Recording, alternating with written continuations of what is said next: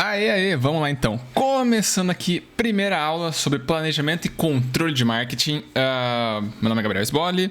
Depois você pode acabar acompanhando aí o vídeo de apresentação do canal, o que é a proposta por aqui. Então, vamos começar a desenvolver essa disciplina sem enrolação.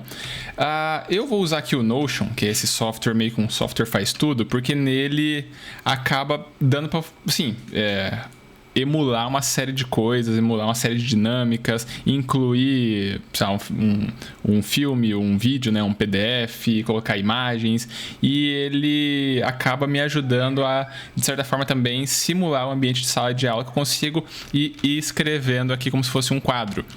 Então, para não ficar uma projeção de slides mais fria, eu vou, estruturando aqui o pensamento no meio da conversa. Para quem já é meu aluno, está acompanhando isso aqui como um replay das aulas, a dinâmica vai ser mais ou menos a mesma, sem, obviamente, claro, a interação. E aqui eu vou, então, construindo sem ficar rabiscando, parecendo uma pessoa semi-alfabetizada ali de rabiscando, sem uma letra tão bonitinha como eu costumo fazer em sala de aula, que é sempre uns garranchos horrorosos. Pois bem, aula 1, vamos começar aqui colocando a aula 01, o fim do marketing. Deixa eu descer a tela de esperança. E aí, o que é isso? O que vai ser essa matéria? O que é planejamento e controle de marketing? Para que serve? Então, vamos lá. Vou colocar uma introdução. Marketing, muitas vezes, pelo menos nas universidades que eu já trabalhei, a gente tem diferentes matérias de marketing, né? Então, a gente vai ter, em uma universidade, já vi marketing 1 e 2, eu já vi administração mercadológica, que daí era, né, como uma coisa só, eu já vi administração mercadológica 1 e 2, eu já vi outras matérias do tipo pesquisa e análise mercadológica, já vi matérias como introdução ao marketing, já vi diferentes tipos de coisa. Então, para que é isso? Marketing normalmente costuma estar associado a gente pensar quase como uma habilidade mística, um ser iluminado que vai ser a pessoa ultra criativa que tira então essa ideia do profissional iluminado, né? Que tem uma inspiração que ele vai criar ali a campanha, vai fazer uma iniciativa que vai fazer um negócio que vai viralizar, vai ter muitos likes, vou ter muitos seguidores, e aí faz então quase como uma aura mística da pessoa como um ser criativo, que essa criatividade meio que, né, surge do nada, e a pessoa ou nasce criativa ou não vai dar certo. Então a pessoa teve quase como uma inclinação natural de ser um marqueteiro, um profissional de marketing, o nome que você queira colocar aí, ou a pessoa jamais conseguir trabalhar dessa forma. O que normalmente a gente vai acabar desconstruindo aqui durante essas várias aulas é que o profissional de marketing, na real, ele também pode acabar trabalhando de uma maneira um tanto mais pragmática, que ele pode ser um trabalho muitas vezes técnico, né? Um trabalho mais bunda na cadeira, que é você analisar coisas, você analisar dados, métricas, ver de onde estão vindo aqueles direcionamentos, aqueles pensamentos, aquelas iniciativas, e elas acabam, né, sendo muitas vezes uma coisa um tanto mais previsível do que normalmente surge com essa iluminação divina, para você não ficar com essa ideia do marketing de esperança de você fazer algo e torcer para dar certo. Eu acho que assim, eu sou um cara super criativo, fazer esse negócio, uma campanha que conceitualmente parece, né, excelente, só que ela não dá resultado. Por que ela não vai dar resultado? De onde que a gente vai tirar essas discussões? Isso acaba acontecendo muito a partir da escola de pensamento do Byron Sharp. Quem é esse maluco e tal? O Byron Sharp, deixa eu trocar a tela aqui para ficar um pouquinho mais visual. Aqui, esse livro eu acho maravilhoso, acho que foi o livro que me apresentou o pensamento desse Byron Sharp. O Byron Sharp, ele é um professor, né, da Universidade do Sul da Austrália, se não me engano, e ele meio que se contrapõe à visão tradicional do Philip Kotler. Eu não sei Kotler tem 2 L's aqui no Philip, mas enfim, vamos deixar só Kotler então, para não ter problema. Então, o Kotler, ele tende muitas vezes a ser o nome mais conhecido do marketing, né? O nome que as pessoas tem como uma referência, como o Papa, né? A grande bíblia do marketing ali. O Kotler, ele é tido então como essa grande referência, só que o Byron Sharp, ele acaba criticando, né, o Kotler, que ele faz muitas afirmações que carecem de embasamento.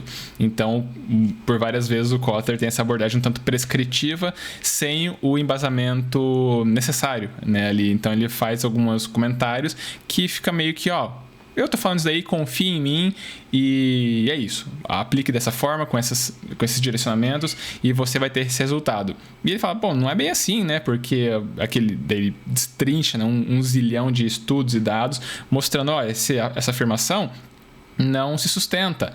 O que normalmente a gente acaba ouvindo como quase uma verdade absoluta do marketing é que é mais barato você ficar ali investindo em quem já é teu cliente do que buscar novos clientes, de que os consumidores, se você fizer um bom serviço, eles vão ser leais e eles vão continuar voltando, então você vai precisar ter cada vez menos esforço e essa base de clientes vai ser, né, constante. Não é bem assim. Deixa eu só fechar aqui um aplicativo, fechar uma aba aqui do WhatsApp, né, para não ficar dando som de notificação. Então, você, né, acreditar nessas coisas é um tanto prejudicial, porque simplesmente não é assim que funciona. Ele vai mostrar ali, a partir de vários estudos, mostrando que os consumidores, na real, eles têm um comportamento muito mais de troca do que de fidelidade. Isso para qualquer ramo de atividade, seja refrigerante, seja ração de cachorro, seja entretenimentos, né, ir em alguma cafeteria, ir em algum cinema, em alguma coisa, algum parque. É muito mais esperado que as pessoas não sejam leais. Acompanha assim um pensamento, uma dinâmica, que ao invés de ser consumidores leais, eles são consumidores que são trocadores frequentes. São pessoas que estão constantemente mudando de lugar. E aí depois a gente vai aqui chegando ao longo da disciplina, nas explicações, nos estudos, nas comprovações de que, né, isso aqui não é um achismo, é uma coisa que, né, a gente foi encontrando essas leis do marketing. Então nesse livro aqui de capa vermelha, Como as Marcas Crescem, ele, né, mapeia uma série dessas leis. Tem um outro livro que é tipo esses livros... o tijolão, né? Tem o tijolão, né? Tipo um Gitman na área de finanças. O Kotler tem seu tijolão, né, no marketing. Tem o tijolão do Byron Sharp. Infelizmente, ele é um livro que não tem a tradução para o português ainda. Ele se chama Marketing Theory Evidence. Acho que tá até com esse E de banda sertaneja aqui. And Practice. Acho que é assim o nome do livro. Tá na segunda edição, é um livro maravilhoso, assim, também é esse handbook, né, esse livro assim, mais didático, e ele vai, né, também desenvolvendo essa série de pensamentos numa lógica similar ao que a gente encontra em outros livros didáticos. Então, assim, o Kotler tem o seu livro, o Byron Sharp tem também o dele. E eu acabo, então, baseando muito da construção aqui dessa disciplina e da outra, que eventualmente eu vou acabar gravando aqui, e outras disciplinas também que eu venho a ministrar, muito então baseado nesses materiais.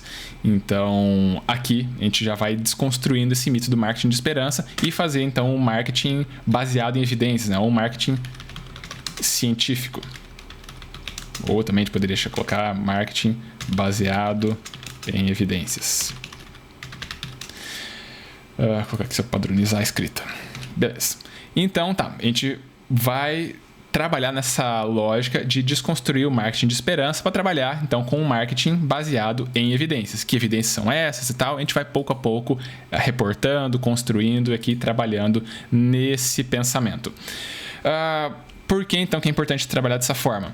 Eu gosto de usar uma analogia ali que está, por sinal, no livro No Tijolão, do Byron Sharp, que é a gente pensar aqui uma dinâmica de um outro tipo de profissional que você costuma recorrer, né? Tal como as empresas podem recorrer a um profissional de marketing para fazer alguma questão ali sobre sua marca, sobre divulgação, criação de produtos, né? Testar mercados, coisas assim. A gente pode pensar se a gente fosse consumir, né, e aí consumir vai além do pensamento de você ingerir algo, né, comer um chocolate, beber uma água, consumir, ele também pode ser pensado como você se apropriar de algo.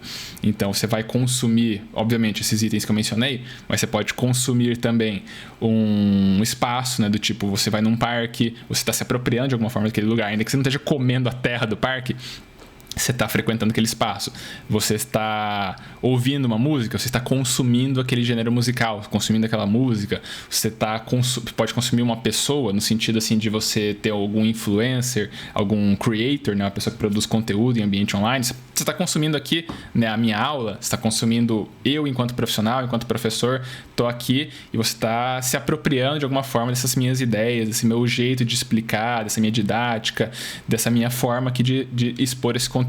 Então, consumir ele vai muito além do simplesmente você ingerir algo. Pois bem, então você está consumindo um outro tipo de serviço. Foi mal que de vez em quando vai aparecer meus gatos, né, aqui na tela. E aí, então, talvez desconcentre o raciocínio, dê uma quebrada, mas fica também divertido aqui essa vida real. Pois bem, você está consumindo um serviço médico. Você se sentiria confortável se tu fosse num médico e ele te prescrevesse um tratamento sem métricas? Ele simplesmente falasse,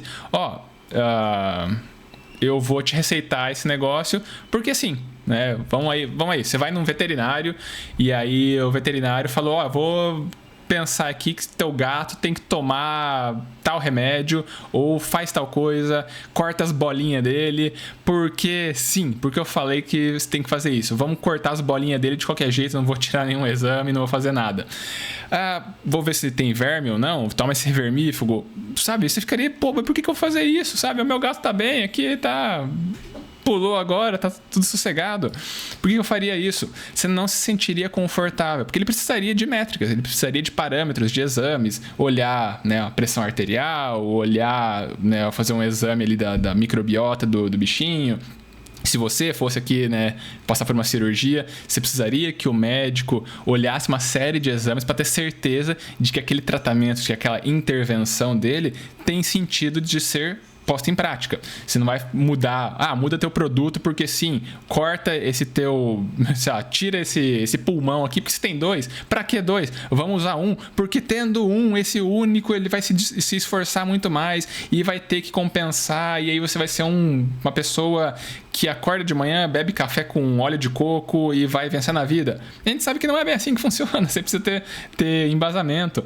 Então, você não se sentiria confortável indo em um profissional que simplesmente fala as coisas e não traz, né, uma substância ali por trás das suas falas. Então, por que a gente faz isso muitas vezes com esse profissional de marketing? O cara, ele fala as coisas, a empresa meio que acredita cegas nele. A gente precisa, então, ser um profissional que tem esses embasamentos, que é um marketing baseado em evidências e não em achismos. Não em um marketing de crença, esse marketing simplesmente de você ter, né, essa proposta do marketing de esperança, né, que você fala e torce para dar certo. Não, a gente vai trabalhar aqui para a gente construir um conhecimento mais sólido a partir então desses ensinamentos, que talvez um dos principais, a principal tese aqui, o principal pensamento do Byron Sharp nesse livro de como as marcas crescem, é que uma marca ela acaba crescendo a partir do desenvolvimento de dois, deixa eu colocar sem esse ponto aqui, nos outros como que eu estava colocando, vou tirar aqui e tá, isso.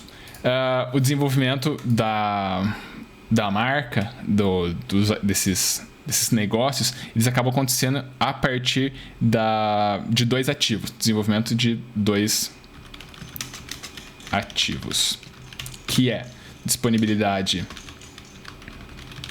física e disponibilidade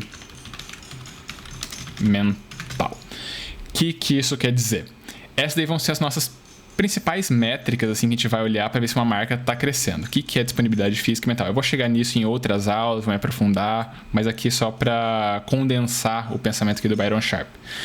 São várias coisas que ele acaba falando, mas talvez o que mais fixa assim, como um pensamento um tanto diferente, né, do que a gente está acostumado a ao escutar por aí essa tese aqui dele de que uma marca ela vai crescer em função dessas duas disponibilidades. Disponibilidade mental é a pessoa pensar na tua marca no ambiente de compra. Ela tem que considerar a tua marca como uma opção ali. Se você não pensa naquela marca, você não vai, né, considerar ela. Então, tu vai no mercado aí comprar macarrão, você vai pensar, eu conheço Barilla, eu conheço Renata, eu conheço Nida, eu conheço, sabe, umas marcas assim. Se você aparece uma marca que você nunca ouviu falar, dificilmente você vai considerar aquela marca, porque você não vai ter confiança, ela não está no teu imaginário como uma opção viável e você, né, acaba não optando por ela. A disponibilidade física é, uma vez que você pense naquela marca, você vai no ambiente de compra, você tem que ter aquela marca disponível para você comprar. Um exemplo, né? Coca-Cola. Você pode pensar Coca-Cola. Eu penso Coca-Cola, eu sei como é que é a logo da Coca, eu sei como é que é a embalagem da Coca, eu sei como é que até o gosto da Coca, eu posso pensar nela, me vem a memória do sabor dela, simplesmente por um esforço mental, eu consigo evocar, né, esses elementos todos. Beleza, fiquei com vontade de tomar Coca-Cola. Vou no mercado, não tem Coca. Então, como é que uma marca vai crescer? Tipo, por mais que a pessoa pense naquela marca, quando ela vai no ambiente de compra, ela precisa ter o produto ali para ela conseguir comprar. Então, disponibilidade física é você, uma vez que você pensou naquela marca, no ambiente de compra tem que ter aquilo ali. Seja ambiente de compra físico, seja ambiente de compra virtual, né? Se tu pensa aí uma pasta de dente, você vai pensar, uma marca X aí, Sensodyne, Colgate, etc. Você vai na Amazon, digita ali creme dental, pasta de dente, etc. Dá Enter. E aí essa marca em particular, vamos dizer a Sensodyne, vai aparecer lá na página 15. Dificilmente você vai chegar na página 15. Você vai ali abrir e as marcas que estiverem mais presentes, você vai considerar elas. Se a marca não estiver ocupando esse espaço mental, se ela estiver ocupando esse espaço mental, mas ela não aparecer na tua busca, no ambiente de compra, você simplesmente então vai comprar uma outra coisa, né? Você pensou Coca, você chegou ali, só tem Guaraná Dolly. Pô, vai ter que ser Guaraná Dolly. E é isso. Então, você precisa trabalhar o desenvolvimento da marca a partir dessas duas coisas. Disponibilidade mental, a pessoa pensar em você, e disponibilidade física, você precisa ter a marca no ambiente de compra. Ótimo. E se tiver um barulho captando aí, uns guizos chacoalhando, é porque meu gato agora subiu na torre aqui do lado e tá brincando com esses negócios. Então, é vida real aqui também na aula. Então aqui a gente vai trabalhar com essa lógica de ser cientista de marketing, né? De a gente ir investigando como é que consumidores compram, como é que o marketing vai acabar funcionando. Então a gente vai usar esse marketing baseado em evidências.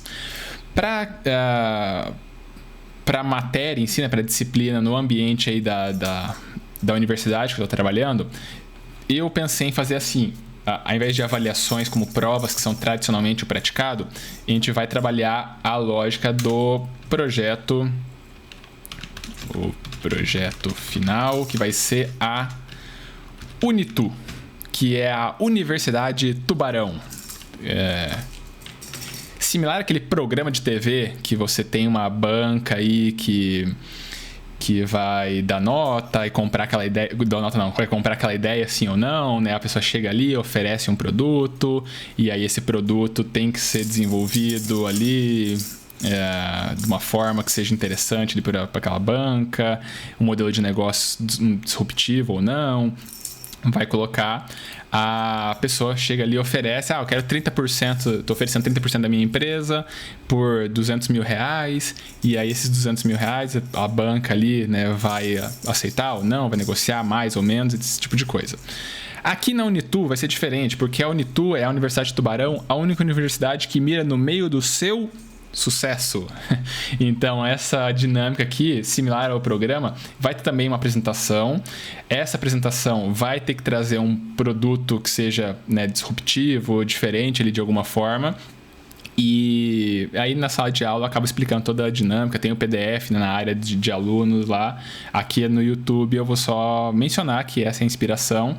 E nessa dinâmica o grupo ali, ele chega e ele não vai pedir, né, esse valor fictício de 30% de uma coisa aleatória por tantos mil reais. Aqui não, o aluno vai ter que chegar e falar, eu vou apresentar isso daqui e eu acho que meu grupo merece uma nota 9. merece uma nota 8, etc. E, obviamente, se o grupo pede uma nota 7, ele vai ter um nível de exigência. Se ele pede uma nota 10, não, professor, meu trabalho tá bom pra caramba, aqui a gente vai brigar pelo 10. Obviamente, então, também o nível de cobrança, o nível de exigência vai ser essa nota, né, também, o nível de exigência compatível com a nota. E eu até coloco uma banca aqui que pode ser, né, só a minha presença, pode ter a minha presença e mais de algum outro professor, ou mesmo é uma iniciativa que eu fiz, né, em algumas turmas, né, numa outra universidade que eu trabalhei, e aí eu chamava ex-alunos, né, então o pessoal se formava, e aí eu acabava falando, galera, né, eu fazer uma postagem no Instagram, uma coisa nesse sentido, ou, né, vai ter esse trabalho aqui de novo, quem tá afim, né, de voltar aí para compor a banca, né, para participar e ajudar a gente a interagir, né, ter outros pontos de vista. E acabava sendo uma coisa bem bacana, porque gente que se formou, 3 anos, acabava voltando e interagindo. Então eu coloco isso, né, a partir de hoje, a pessoa tem contato, desenvolve esse trabalho e acaba, né, tendo um carinho ali de algum nível, porque é um trabalho, claro, difícil, exigente, vai envolver a pessoa pensar uma solução tanto diferente ali das propostas que a gente acaba colocando para eles, mas depois, né, a pessoa passa por isso e se lembra do trabalho, para além de ser uma prova protocolar, de ser um trabalho um tanto mais usual ali, ele, né, é um tanto difícil, mas, né, fica com uma memória um tanto positiva, eu espero, no fim das contas. Então, aqui na Unitu, você vai conseguir, né, ter esse sucesso se você fizer tudo certinho, e a gente vai mirar no meio do seu sucesso. Beleza, projeto aqui da Unitu, a gente vai ter várias... Bom, eu vou ter que explicar de alguma forma aqui o trabalho, porque as várias aulas que eu vou chegar aqui na frente vão ter algumas atividades. Então, eu vou colocar aqui atividade, exemplo, né? Atividade, e vai ter um tubarãozinho. Toda vez que tiver uma atividade desse jeito assim, vai ser uma atividade associada ao projeto da Unitu. Então... em resumo, vai ser um trabalho que você tem que trazer uma solução que não existe no mercado. É inspirado num trabalho que eu tive na minha graduação. E aí tem várias categorias de produtos, né? Sei lá, vestuário, acessório, eletrodoméstico, mercado pet, móveis e decoração, jogos. Então, a partir disso, o grupo tem que olhar, né, dentro dessa categoria, pensar uma coisa que seja diferente, né? Na nossa dinâmica aqui, olhar para as empresas locais, olhar nas empresas locais, escolher uma empresa dentro daquela categoria e aí, a partir disso, entender qual que é a realidade da empresa, o que eles já fazem e oferecer algo, né, uma proposta que eles ainda não fazem. E aí, nessa proposta, e aí, claro, as dinâmicas das aulas vão ser para ir lapidando, para você ir defendendo, embasando essa tua proposta. Chega lá no último mês de aula, a gente vai ter essas sessões, né, de apresentação. E aí eu vou guardando aqui esse registro para a gente ir desenvolvendo. Fechou? Então... obviamente, eu dei o comentário ali de que os alunos chegam e pedem a nota... E aí pede a nota, professor, eu tô querendo aqui, nosso grupo fez um trabalho legal, tô pedindo nota 9. E como dinâmica ali similar ao programa, a gente pode, né, negociar e falar, não, bom, 9 eu acho que tá demais, eu ofereço um 8,2, eu ofereço 7,5, e pode ter essa interação. Não, pessoal, então um 8,4, e aí vai tentando chegar a um acordo. Pode ser que aconteça de que, vocês estão oferecendo algo que está meio fora da realidade, não acho que isso daí tá se sustentando, essa ideia aí. Então, pode chegar no cenário de que, tipo no programa famoso aí, é o eu tô fora, né? Não comprei essa ideia, tô fora. E vocês, então, ficam abaixo da nota na média aqui da universidade, a média 7, né? Vamos dizer, então, tô fora, vocês ficaram com média 6. Vocês estariam, né, de recuperação. Só que... vamos colocar um asterisco aí, um paraquedas de segurança, que é, como esse trabalho vai ser desenvolvido durante toda a disciplina, vai ter todo o registro aqui nos vídeos, vocês vão desenvolvendo o trabalho aqui. Se vocês chegarem lá no fim e, né, tomaram esse tô fora, etc., ficaram com média 6, se vocês fizerem todas as atividades, essa consistência também vai ter seu valor. Vocês estão sempre ali presentes, fazendo, se esforçando, então essa consistência garante um 10 pontos a mais. Então, por mais que vocês tenham travado na nota 6, a consistência joga vocês para 7 e passa ali na risca. Então, vai que no dia ficaram nervosos, né, pisaram na bola, né, não conseguiram ter uma entrega tão boa assim, isso prejudicou a percepção, né, da banca aqui, e aí tomou um não, e isso daí, né, implicaria em vocês jogarem o trabalho fora do semestre inteiro. Então, acho que isso aqui fica uma dinâmica que oferece uma proteção interessante, oferece uma recompensa de alguma forma pelo trabalho desenvolvido aqui ao longo do tempo. Certo? Então tá. Feitas as considerações do trabalho. Como uma primeira atividade aqui, deixa eu pegar, vai ser a primeira atividade do Unitu. Quase que eu falei o nome dos direitos autorais. Aqui não, queridinha. O meu corpo jurídico não vai ser acionado dessa vez. Vamos ter a atividade primeiro aqui com o tubarãozinho. Vai ser sorteio de empresas. Na dinâmica, seria o seguinte. A turma seria, né, dividida por preferências, né, dos alunos. Cada um se junta aí com 4, 5 colegas. E a gente vai ter sorteio das 10 categorias de produto. Que categorias são essas? Eu deveria estar aqui no jeito já separado. Mas eu vou descobrir neste exato momento essas categorias aqui. Então aqui, para ver diversidade nas criações, né, então sorteio e cada grupo será responsável por uma opção das seguintes categorias de produtos. Daqui tá no PDF bonitinho, né, do descritivo que eu coloquei para a galera. Alimentos e bebidas, então coisas como produtos in natura, industrializados. Ô Pinhão, tu tá atacado, hein, nego? Vamos ver se ele sossega. Alimentos e bebidas, né? Produtos in natura, industrializados, bebidas alcoólicas. Daí vocês podem ir acompanhando, dando um pause aqui no vídeo para se inspirar em opções, né? Então, alimentos e bebidas, vestuário e acessórios, eletrodomésticos, eletroeletrônicos, produtos para pet, móveis e decoração, cosméticos e higiene pessoal, materiais de construção e ferramentas, artigos esportivos, brinquedos e jogos. Particularmente, se eu estivesse desenvolvendo esse produto atualmente, né, como se eu fosse um aluno, eu adoraria trabalhar com esse tema aqui essa categoria, né, de brinquedos e jogos, né? Criar um jogo de tabuleiro, uma dinâmica assim, acho que seria bem bacana. Mas aí, claro, né? Se você quiser se desafiar ainda mais, né? Eu professor, ou, né, eu tô aqui assistindo, não sou aluno teu diretamente, eu quero desenvolver alguma coisa como um exercício aqui para ir praticando nessas videoaulas, eu vou escolher aqui a categoria vestuário, acessório eu me identifico mais com essa categoria. É uma opção, você pode escolher por conta própria, mas por desafio, eu acho que seria bacana você pegar um site tipo, que é o que eu uso no momento da sala de aula, um site tipo sorteador.com.br, e coloca ali sortear um número entre 1 e 10. E aí ele vai cair ali um número. Aí caiu o número 2. Eu vou ter que fazer... Caiu o vestuário e acessório. Vou cair o número 8. Vai ser aqui materiais de construção e ferramentas.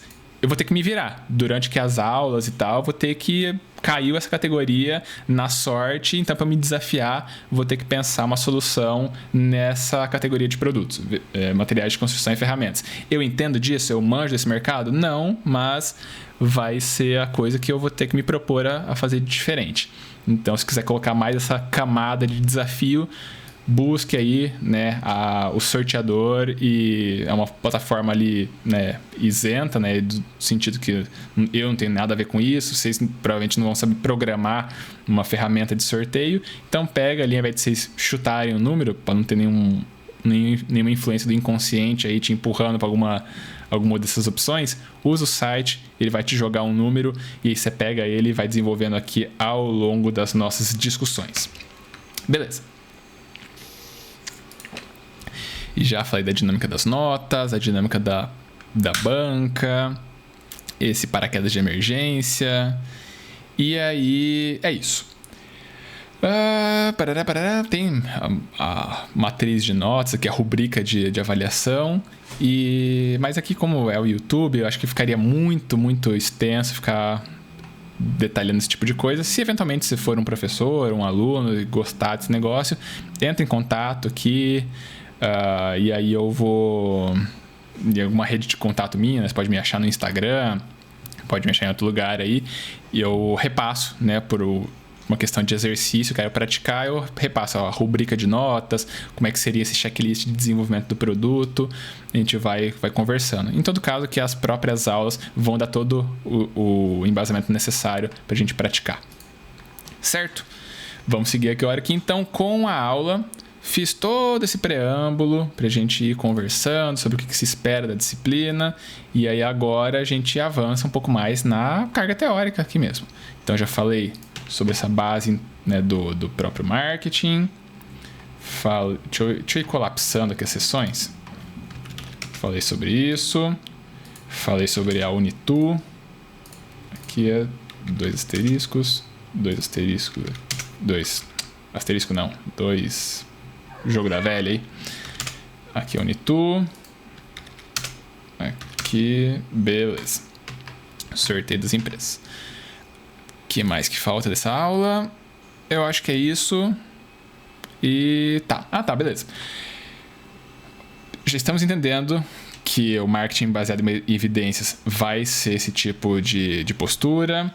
Falamos do que envolve o trabalho aqui da disciplina. E vamos então só agora refinar um pouco mais a ideia do que se espera do tipo de atuação, do tipo de profissional que está ali. Então eu falei que não acredito em achismos, não acredito em pessoas que estão falando sem os embasamentos necessários. Vamos falar então sobre a postura necessária dos profissionais.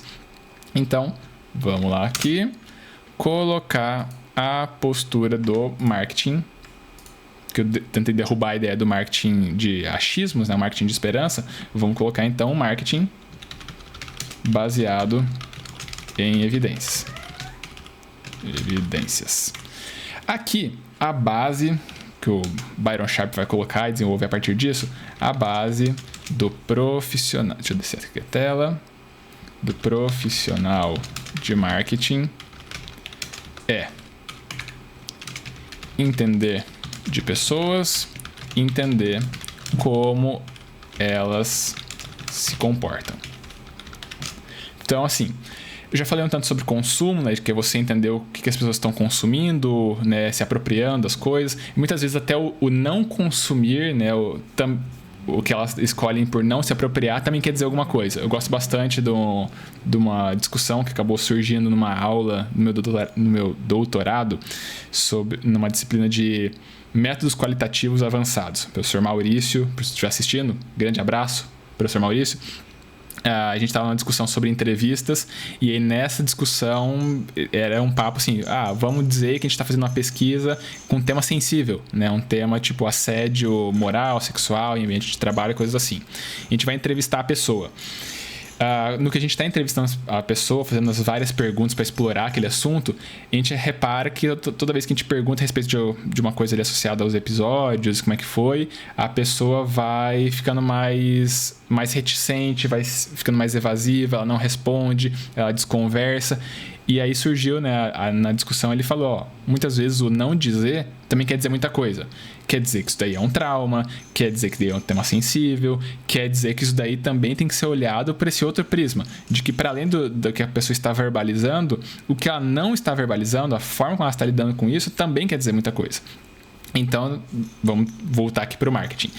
Da mesma forma que o que eu consome passa mensagens, o que eu não consumo também passa mensagens. E a gente vai entendendo das pessoas e como é que elas estão se comportando, né? Por exemplo, o jeito que eu me visto, o jeito que é o meu vocabulário, vocês acabam já percebendo e tirando uma série, talvez, de interpretações de como sou eu, sabe? O vocabulário que eu uso, esse tipo de coisa, vai ser diferente se tu procurar aqui no YouTube aulas de outros professores. Eles vão ter, às vezes, um outro linguajar, um outro ritmo, né, aqui na voz. Ele vai ter outro repertório aqui, né, de exemplos. Isso daí vai gerando, sabe, uma série de mensagens que vão ser interpretadas. Então, assim, como ritmos musicais, eu acabo ouvindo mais rock, indie, folk, né, umas coisas assim. E aí, então, ao que eu opto por consumir esse tipo de coisa, acaba sendo uma coisa no seguinte sentido.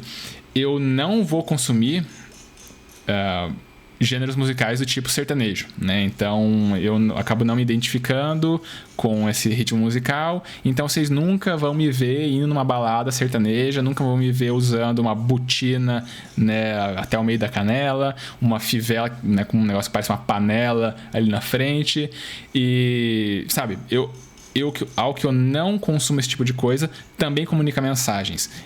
Eu estou me descolando, eu estou querendo não me associar a esse gênero musical, a essa cultura, né, essa subcultura de pessoas que compartilham desses gostos. E aí, nada de errado, né? A pessoa que gosta, que não gosta, mas são só as preferências e isso acaba comunicando mensagens.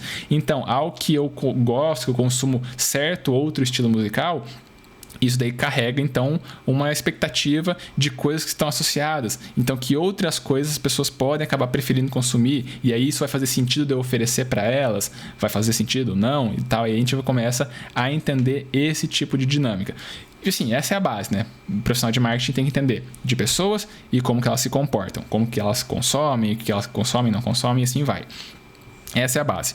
Parece uma coisa simples, mas vai envolver a gente se questionar e buscar embasamentos para ver se esses comportamentos realmente são assim, né?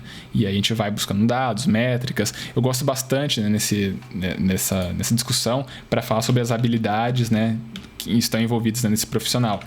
Envolve a gente trabalhar análise, né, analisar dados de mercado e analisar dados financeiros. Porque isso aqui vai envolver essa postura de você ser um cientista de dados. Você olhar aquilo ali, se questionar, ter essa postura um tanto mais cética se aquelas tuas convicções param em pé, né? Se elas se sustentam.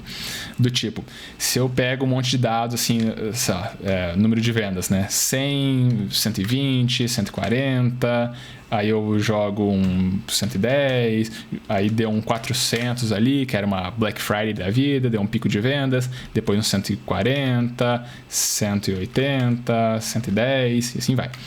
Sabe, eu vou começar a olhar para os meus dados e eu vou, né, tentar tirar alguma conclusão. Há uma tendência de alta, né, de crescimento, ou está havendo encolhimento, está lateralizado, né, não está assim uma constante. Esse 400 aqui foi um ponto fora da curva, né, então foi um pico de vendas numa situação exótica ali do meu ano comercial.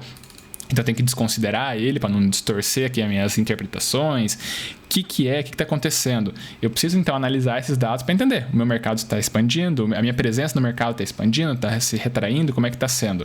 Eu vou olhar dados financeiros, né, para ver como é que eu consigo gastar esse dinheiro em campanhas promocionais, essas campanhas em que plataformas vão ser.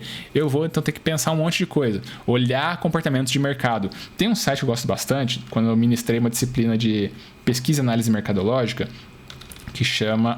eu tô aqui na internet, né? Tô aqui com a minha tela toda sendo capturada, eu posso mostrar. Então, deixa eu pegar aqui. Eu já vou compartilhar aqui a tela. Monitor. Aqui, fechou. É para estar aparecendo. Eu gosto bastante desse site, o Think with Google, que ele oferece assim, uma série de insights do Google, né, que tem recursos infinitos de obtenção de informações, porque assim, a gente eventualmente está passando por dentro do ecossistema do Google. Se tu usa aí um celular Android, você é ambiente do Google. Não, professor, eu uso aqui iPhone, então você está errado, seu otário, seu exemplo não funcionou comigo. Mas às vezes você tem conta no Gmail, né? Você usa e-mail ali, você assiste YouTube, então você está dentro do ecossistema do Google. Por mais que você seja um fanboy aí de outra plataforma, tipo Apple, coisa do tipo, você eventualmente está consumindo alguma coisa que é do Google e aí por conta disso você está tendo dados capturados por ele. Então assim, vamos colocar aqui virtualmente, ele tem acesso ao comportamento de praticamente 100% aí dos usuários de internet no Brasil e em outros contextos onde eles estão presentes. Pois bem, o Think with Google é esse site onde o Google ele compartilha vários insights que eles vão, então, com esse conhecimento infinito de dados, eles vão compartilhar um pouco com a gente. Obviamente que eles sabem muito mais, né, sobre essas tendências de comportamentos, mas compartilham pelo menos um pouco. E é muito legal, porque o site aqui, ele é localizado. Então, ele tem o Think with Google Brasil, que são coisas que fazem sentido para a realidade brasileira. Ele vai ter aqui... então, isso aqui você vai olhar um monte de dados, né, com relação a Carnaval, Oscar, Copa, coisas que fazem sentido para a realidade do brasileiro. Vai olhar tendências de mercado, vai olhar comportamentos esperados, como é que tá se caminhando para formatar, né, uma certa dinâmica ali de consumo das pessoas ou não consumo, e assim vai. Então, coisas que fazem sentido para a realidade brasileira. A gente vai ter aqui o Think with Google, se a gente pega aqui em outro contexto. Tem... será que é essa página que eu estou procurando? Deixa eu ver. Vamos ver aqui acho que é isso. Vou trocar aqui embaixo. Isso.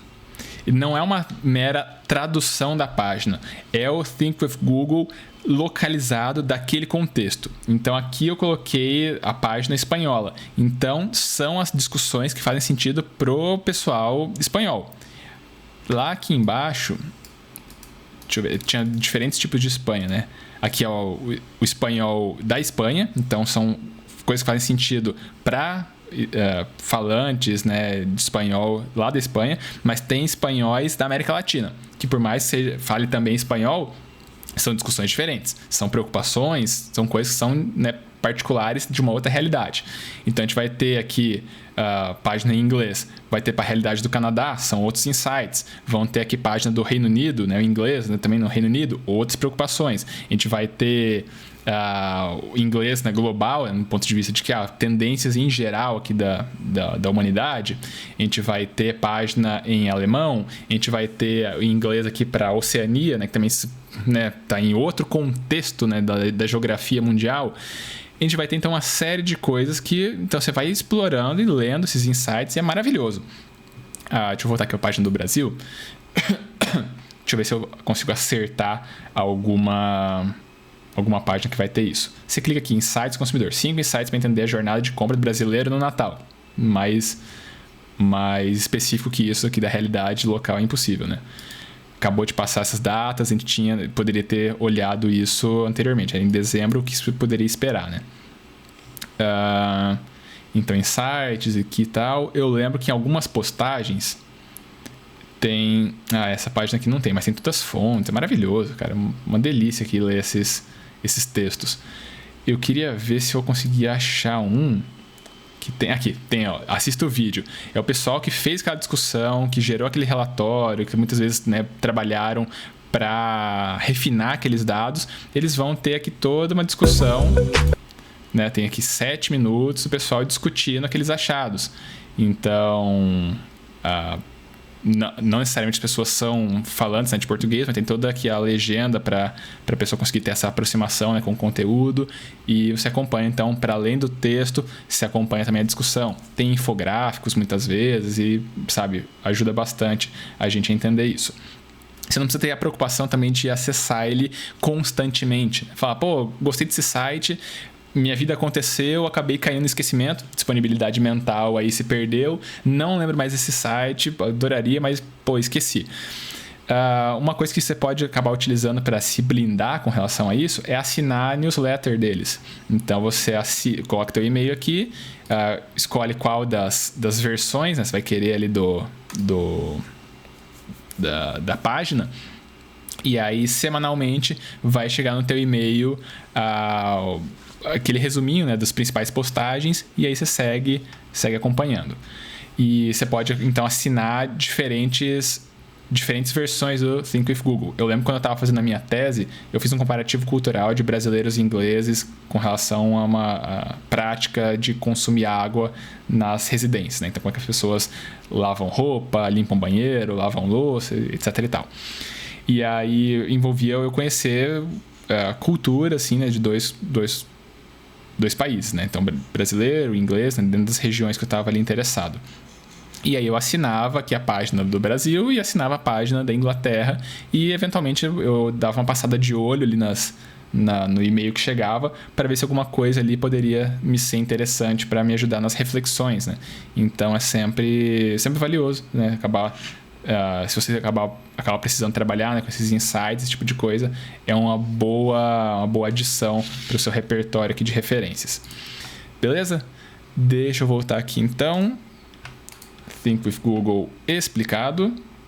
Deixa eu minimizar essa outra tela. Volto aqui. Então, para você conseguir... Eita! Volto para cá. Aí. Deixa eu voltar aqui minha tela que eu vou... isso. Que eu preciso ir acertando um monte de sei lá, dinâmicas aqui. O professor streamer, né? Professor central de televisão.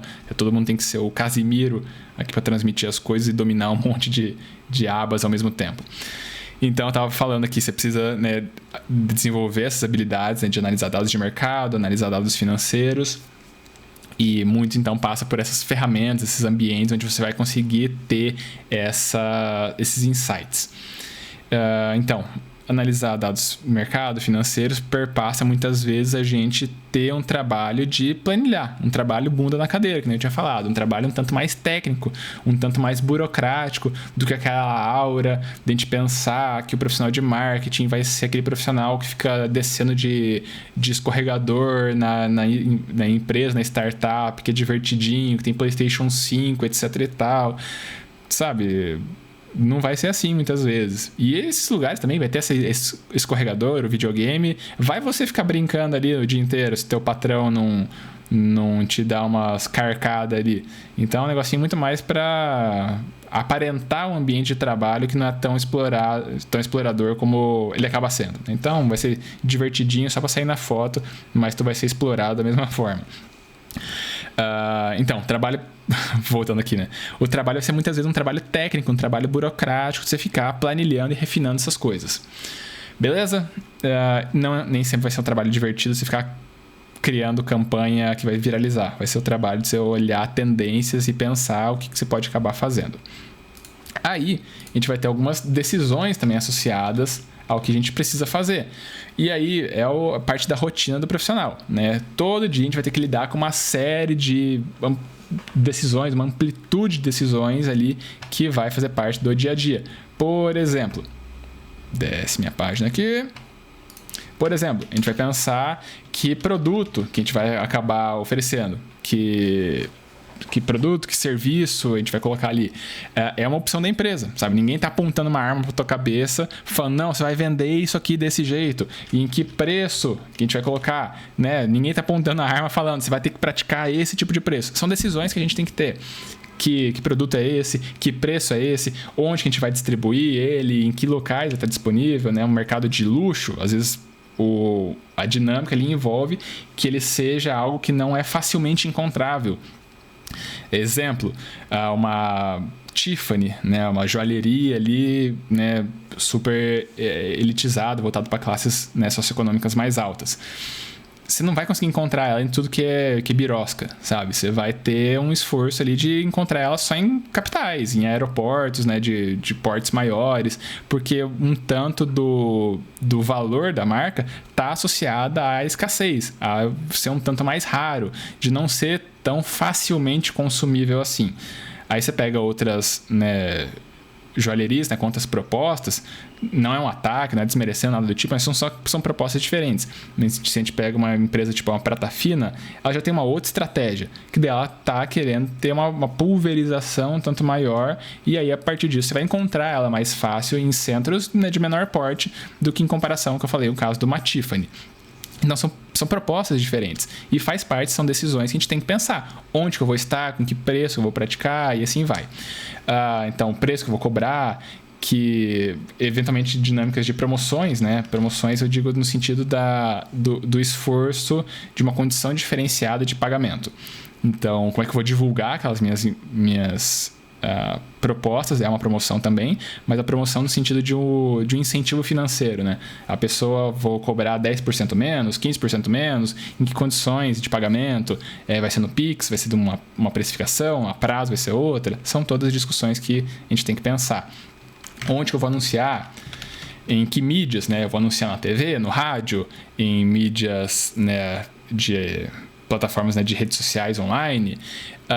Quais serão esses ambientes, como que eu vou me apropriar desses espaços, que peças ali de comunicação vão ser veiculadas, em que frequência eu vou anunciar isso, né? Eu vou anunciar no Jornal Nacional, eu vou anunciar no Instagram, deixar ali o algoritmo achar para mim os momentos certos de anunciar essas minhas ofertas, como é que vai ser. Então são todas decisões que estão ali acompanhando o nosso dia a dia. Inclusive, né, o tipo assim, de profissional que a gente vai acabar se desenvolvendo, né, vai envolver então o tipo de decisão que a gente está sendo exigido.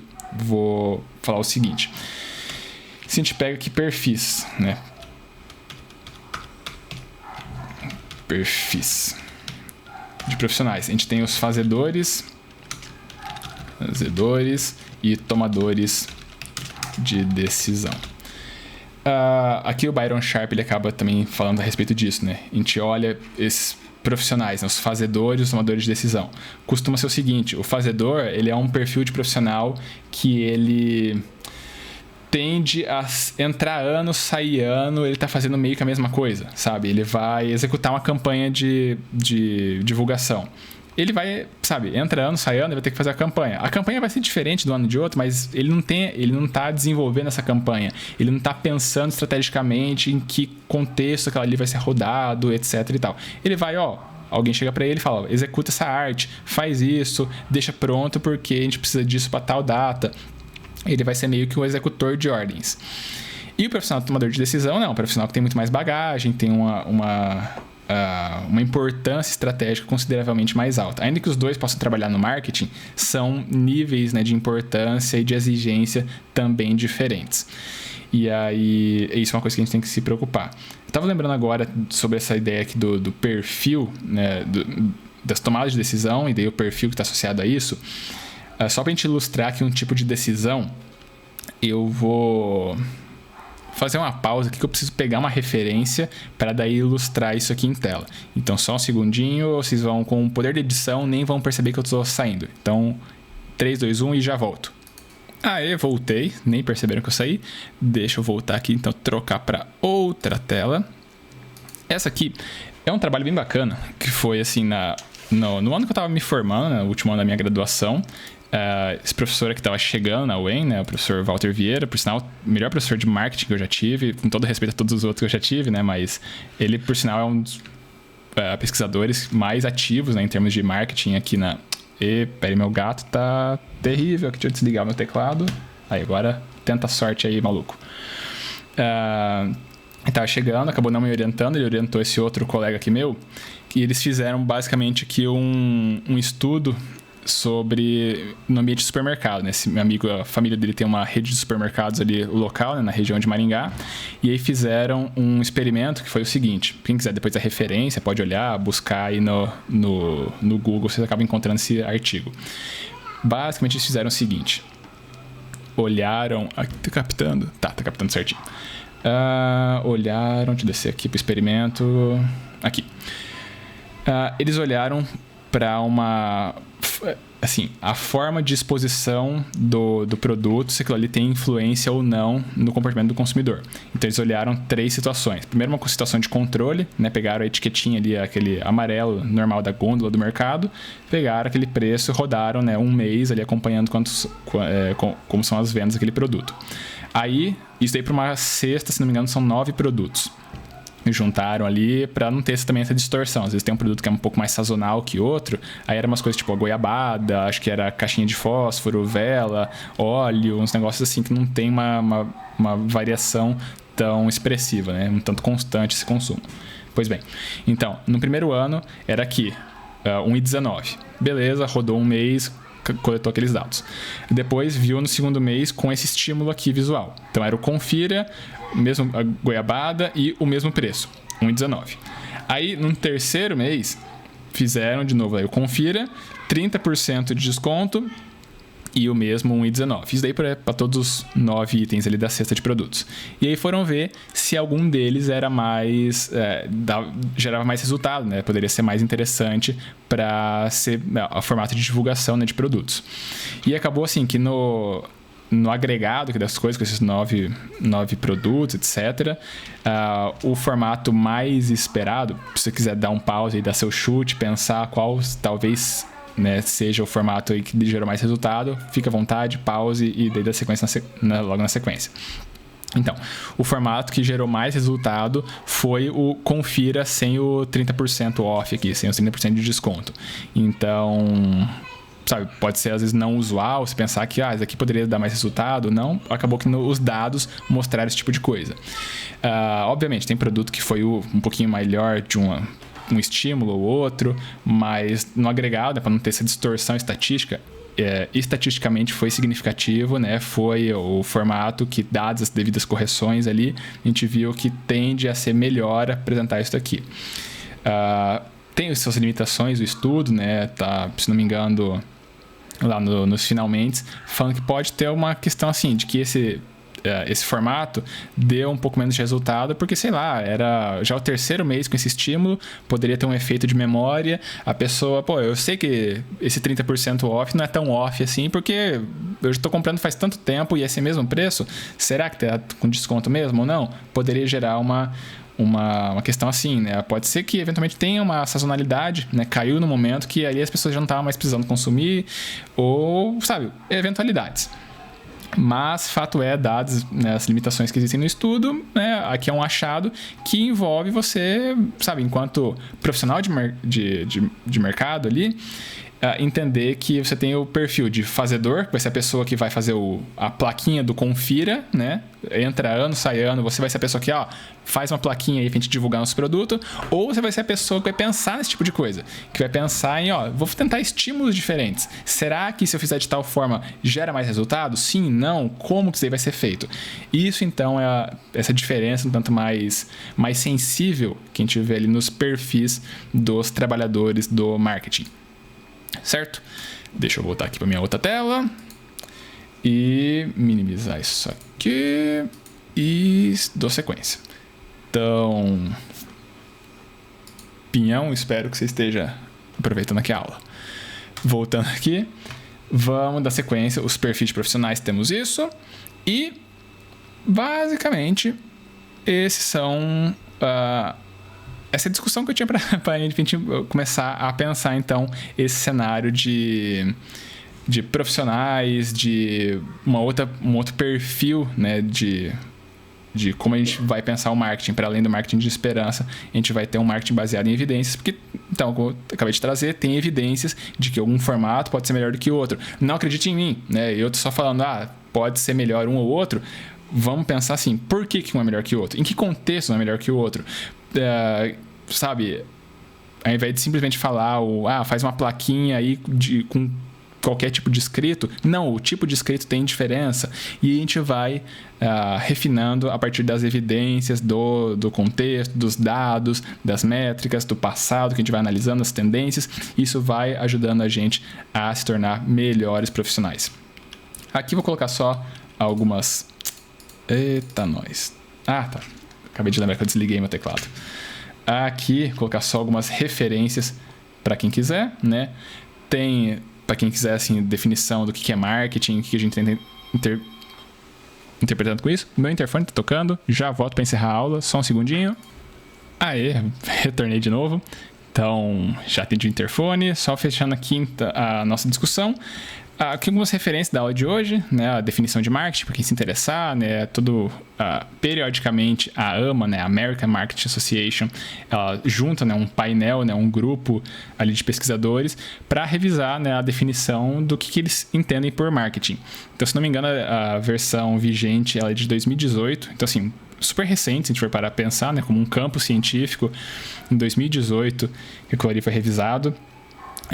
Dentro dessa definição deles, eles trabalham marketing como um conjunto, né, de instituições, técnicas, fazeres que trabalham com as trocas, né, com as ofertas de trocas entre as partes interessadas, né? Então, vendedores, compradores, sociedade como um todo.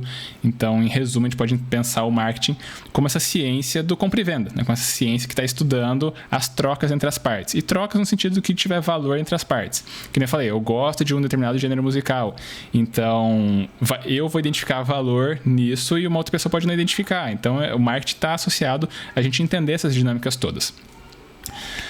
Aqui, essa outra referência do Eisenhardt e outros colegas ali, como que times, né, de gestão podem ter uma boa briga, assim, né, uma boa interação, no sentido de a gente pensar esses profissionais, né, como que eles geram melhores resultados, e aí eu dei os perfis, né, ali dos profissionais. E também o livro do Byron Sharp, que eu falei que vai ser talvez a principal referência. Tem o livrinho vermelho, né, como eu mencionei ali, do Como as Marcas Crescem. Tem o volume 2, por sinal tá na minha estante ali. Eu consegui apontar, que tá espelhado a minha tela. Tem o volume 2, que tem uma capa bem parecida, só que ela é azul, né? E aí tem outros colegas ali contribuindo com a escrita do livro.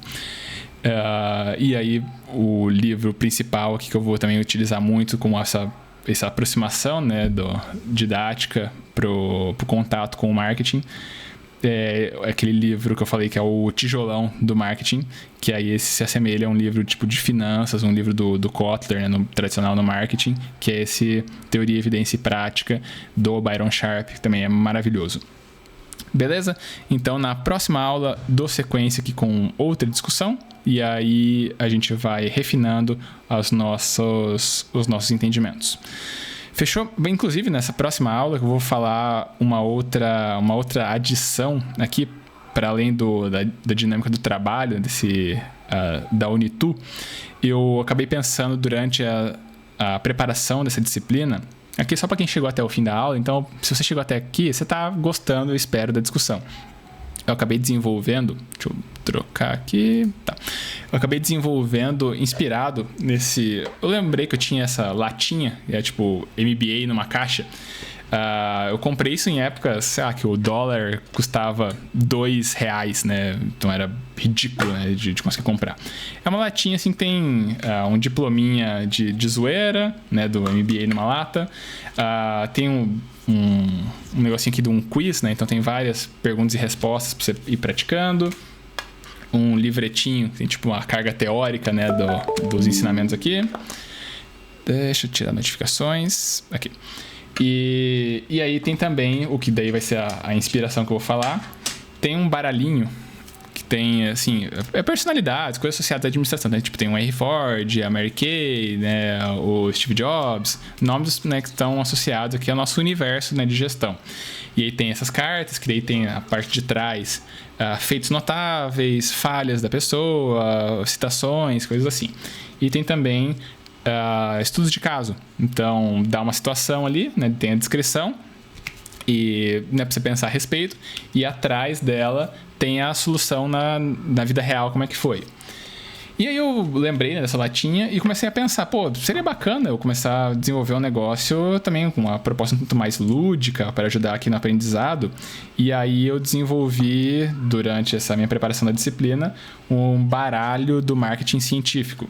E aí vão ter várias cartas, né, que a gente vai utilizar aí, tem os seus naipes. Eu estou na minha primeira versão desse negócio, espero ir lapidando ao longo dos próximos anos.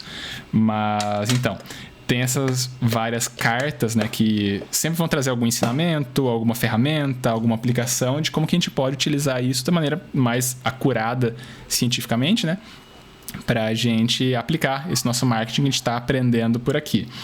E aí, na próxima aula já vai ter a primeira carta. Vai ser uma carta que eu vou abrir logo no começo da aula, ativos de marketing, ativos baseados em mercado.